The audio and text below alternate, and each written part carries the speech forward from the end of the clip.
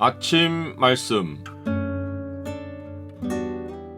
오늘 본문 말씀은 누가복음 4장 16절에서 30절입니다.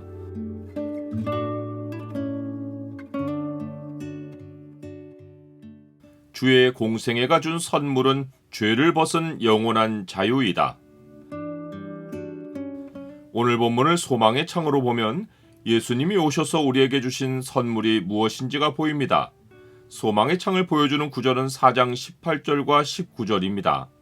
주의 성령이 내게 임하셨으니 이는 가난한 자에게 복음을 전하게 하시려고 내게 기름을 부으시고 나를 보내사 포로된 자에게 자유를, 눈먼 자에게 다시 보게 함을 전파하며 눌린 자를 자유롭게 하고 주의 은혜의 해를 전파하게 하려 하심이라 하였더라. 누가는 예수님이 성령의 능력으로 갈릴리에 돌아가시니 예수님에 관한 소문이 사방에 퍼졌다고 기록합니다.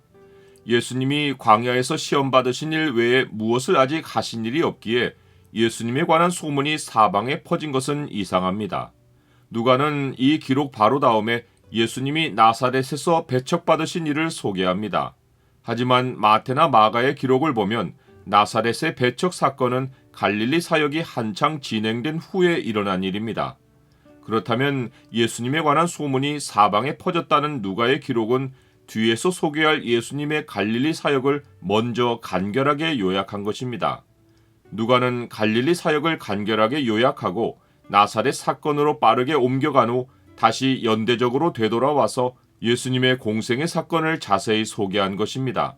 그 이유는 나사렛 회당에서 예수님이 직접 입을 열어 밝히신 공생의 목적 때문입니다. 마태나 마가는 이 목적을 기록하지 않습니다.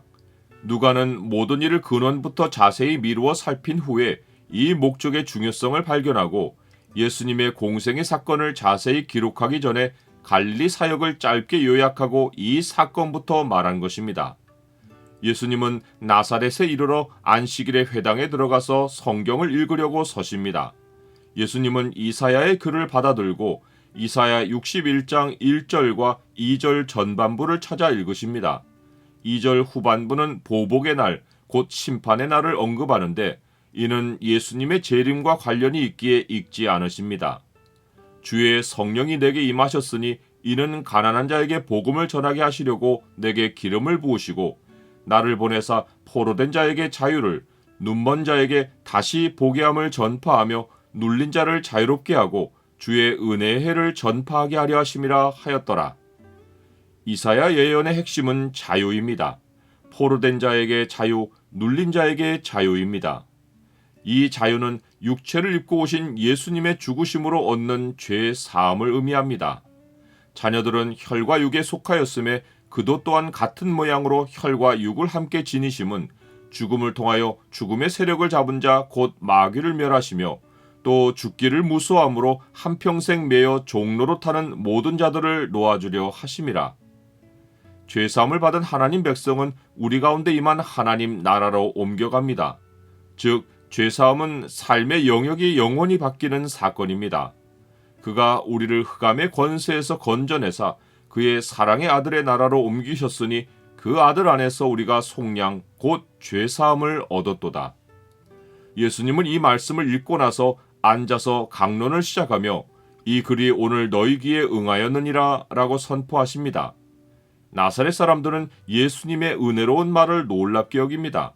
그들은 예수님이 요셉의 아들인 주제에 감히 은혜로운 예언 말씀이 성취되었다고 선포하자 당황한 것입니다.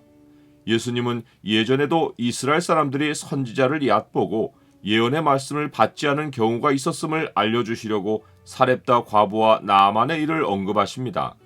이들은 이방인이지만 선지자를 영접했습니다. 나사렛 사람들은 예수님이 자기들이 이방인보다 못하다고 말씀하신 것으로 듣고 다 크게 화를 내며 예수님을 낭떠러지까지 거칠게 끌고 갑니다. 그들이 예수님을 밀쳐 떨어뜨리려는 순간 예수님은 그들 가운데로 지나서 가십니다. 예수님이 그들에게 저항하지도 않고 피하려 하지도 않으셨는데 그들 가운데로 갑자기 길이 열린 것은 보이지 않는 하나님의 손이 예수님의 옷을 움켜잡은 그들의 손을 떼어내어 뒤로 물러나게 하신 것입니다. 성경의 다른 사건을 참조하면 하나님이 순간 그들의 눈을 멀게 하여 방향을 잃게 하고 예수님이 그 자리를 떠나시기까지 앞을 못 보게 하신 것입니다. 이제 낭떠러지에서 위험에 처한 것은 예수님이 아니라 앞이 보이지 않는 그들입니다. 잘못 움직였다가는 절벽에서 떨어져 죽을 수 있다는 공포가 그들을 덮쳐서 한 발짝도 움직이지 못한 것입니다. 나는 성경의 말씀이 이미 이루어진 하나님의 약속인 것을 믿습니까?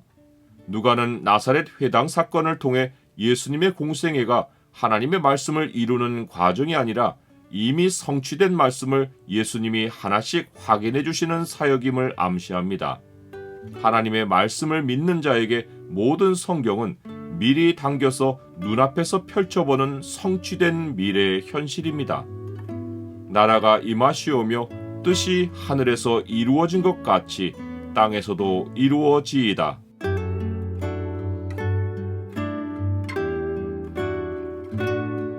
주님, 주가 저를 위해 죽으심으로 저를 죄에서 사해 주셔서 감사합니다.